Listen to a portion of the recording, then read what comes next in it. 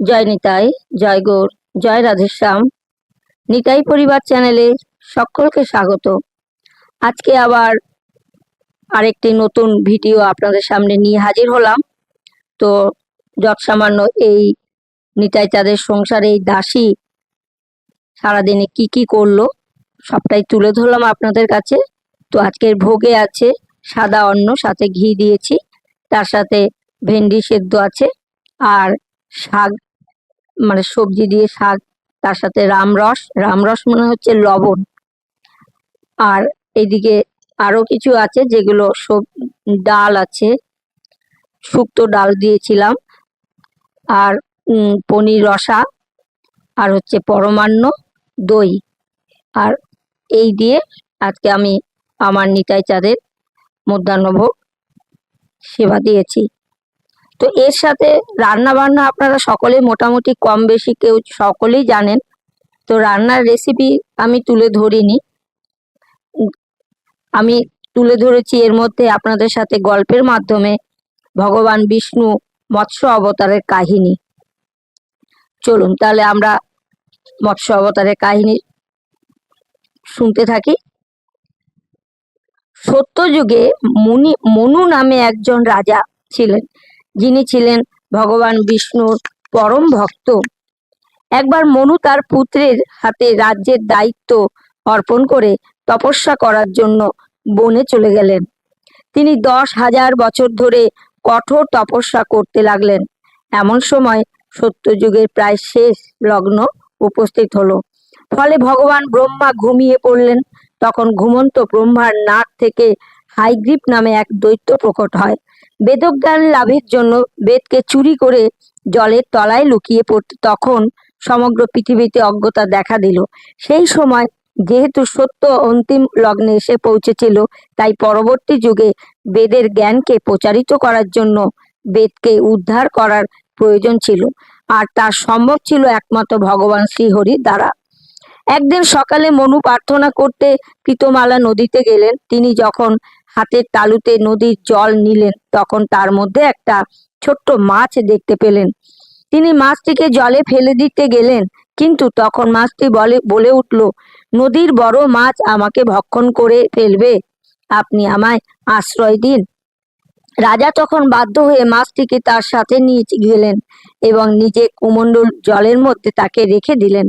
পরবর্তী দিন সকালে তিনি লক্ষ্য করলেন কেউ বলছেন আবার বলছেন আমাকে রক্ষা করুন, এই ছোট পাত্রের মধ্যে আমার দম বন্ধ হয়ে আসছে।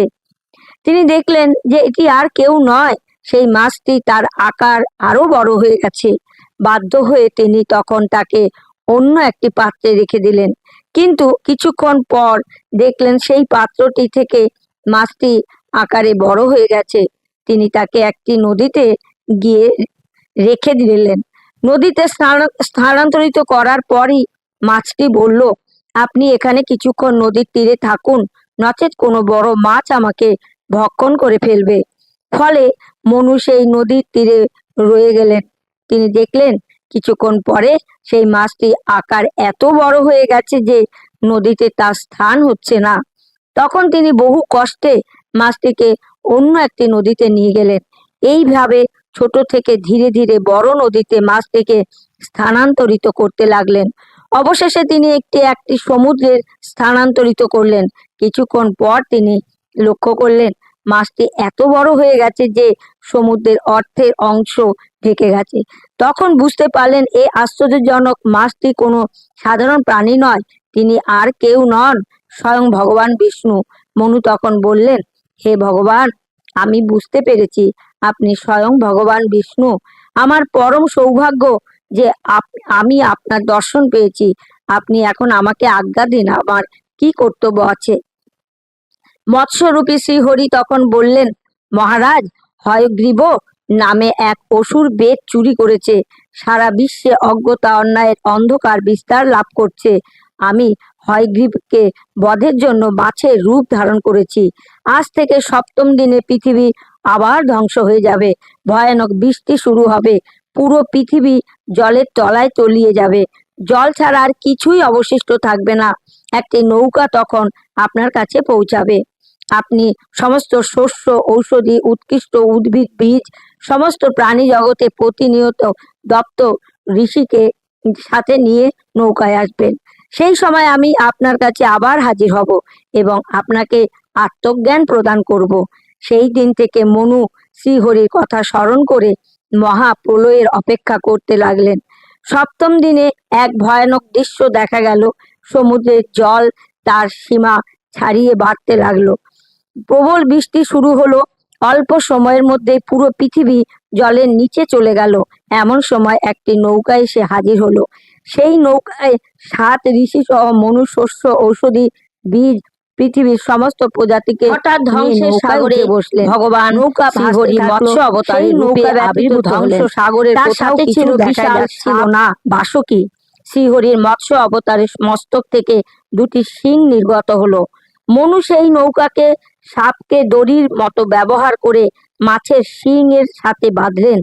বৃষ্টি এবং ঝড় যখন বিশ্বকে আঘাত করতে শুরু করলো, মহাপ্রলয় পৃথিবীর মধ্যে থাকা সমস্ত কিছুকে ডুবিয়ে দিতে শুরু করলো, তখন ভগবান বিষ্ণু মৎস্য অবতার বন্যার জল এবং অন্ধকারের মধ্যে দিয়ে নৌকাটিকে নিরাপদে নিয়ে চললেন। এই সময় ভগবান রাজা মনুকে বেদ এবং অন্যান্য পবিত্র ধর্মগ্রন্থ সম্পর্কে জ্ঞান প্রদান করেন বলে মনে করা হয়। শ্রী বিষ্ণুর মৎস্য অবতার সেই অথই জলের ওপর দিয়ে সাঁতরে নৌকাটিকে নিরাপদে টেনে হিমালয় চূড়ার পৌঁছে দিলেন। এরপর তিনি জলের তলায় গিয়ে হয়গ্রীবকে হত্যা করতে উদ্যত হলেন। হয়গ্রীব বুঝতে পারলেন যে এই যাত্রায় তার আর বাঁচা সম্ভব নয়। তবুও তিনি শ্রীহরির সঙ্গে লড়াই করলেন। অবশেষে শ্রীহরি সেই বিশাল মৎস্য অবতার তাকে বধ করে বেদ উদ্ধার করলেন। বেদ উদ্ধার করার পর তিনি তা ভগবান ব্রহ্মার হাতে আবার অর্পণ করলেন। মহাপ্রলয়ে যখন পরিসমাপ্তি ঘটল, পৃথিবীর জলস্তর যখন নামতে শুরু করলো, তখন সেই নৌকায় সযত্নে রাখা সমস্ত বীজ, ঔষধি প্রাণীকে পৃথিবীর অবতরণ করা হলো। এরপর পৃথিবীতে বিভিন্ন উদ্ভিদ প্রাণী প্রজাতির পুনরায় প্রজন্ম শুরু হলো। ফলে পুনরায় সৃষ্টির সূত্রপাত হলো। এই ছিল ভগবান বিষ্ণুর মৎস্য অবতারের কাহিনী। যদি ভালো লাগে আমার এই ভিডিওটি বা আমার এই কথা, ভগবান মৎস্য কিভাবে সৃষ্টি হয়েছে, যদি ভালো লাগে তাহলে লাইক, শেয়ার, কমেন্ট অবশ্যই করবেন। আর একটা কথা বলতে ভুলে গেছি, আমি সকল সাধুগুরুর চরণে কোটি কোটি দণ্ডবত প্রণাম জানাই এবং ছোটদের অনেক অনেক ভালোবাসা, আর বন্ধু সম যারা আছে তাদের অনেক অনেক শুভেচ্ছা। আমার এই ভিডিওটি পুরোটি দেখবেন, স্কিপ করবেন না, পুরোটি দেখে আমাকে উৎসাহিত করবেন এইরকম সুন্দর সুন্দর ভিডিও পাওয়ার জন্য। সকলে একবার দুহাত তুলে বলুন, জয় নিতাই গৌর সীতানাথ প্রেমানন্দে হরি হরি বল। জয় নিতাই, জয় গৌর, জয় রাধেশ্যাম। হরে কৃষ্ণা হরে কৃষ্ণা কৃষ্ণ কৃষ্ণ হরে হরে হরে রাম হরে রাম রাম রাম হরে হরে হরে কৃষ্ণ কৃষ্ণ কৃষ্ণ হরে হরে হরে রাম রাম রাম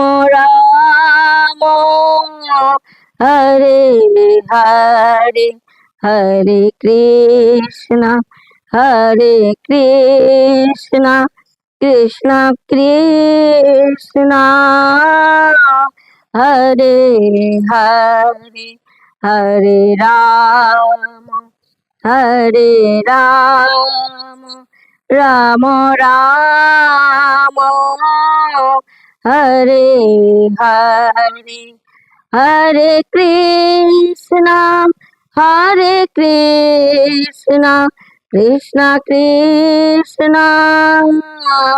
হরে হরে হরে রাম হরে রাম রাম রাম হরে হরে হরে কৃষ্ণ কৃষ্ণ কৃষ্ণ হরে হরে হরে রাম রাম রাম হরে হরে হরে কৃষ্ণ কৃষ্ণ কৃষ্ণ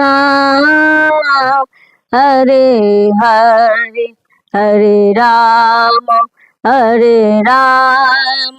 রাম রাম হরে হরে হরে কৃষ্ণ কৃষ্ণ কৃষ্ণ হরে হরে হরে রাম রাম রাম হরে হরে হরে কৃষ্ণ কৃষ্ণ কৃষ্ণ হরে হরে।